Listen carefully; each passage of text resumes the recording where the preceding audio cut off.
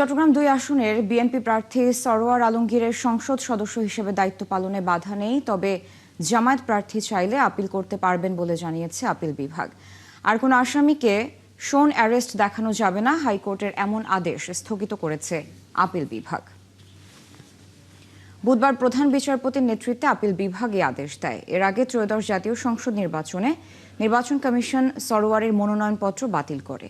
পরে প্রার্থিতা ফিরে পেতে হাইকোর্টে রিট করেন তিনি। হাইকোর্ট প্রার্থিতা ফিরিয়ে দিলে চট্টগ্রাম-২ আসনে বিএনপির প্রার্থী হিসেবে সরোয়ার অংশ নেন।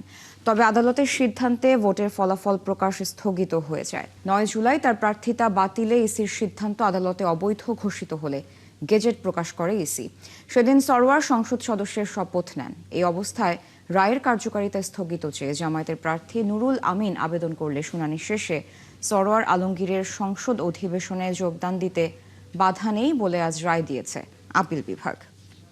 এই পরিস্থিতিতে বলা যায় জনাব সরোয়ার আলমগীর সাহেব তিনি সুপ্রিম কোর্টের হাইকোর্ট বিভাগের রায়ের পরিপ্রেক্ষিতে নির্বাচন কমিশন তাকে তার নাম নির্বাচিত এমপি হিসেবে গেজেটে প্রকাশ করেছেন।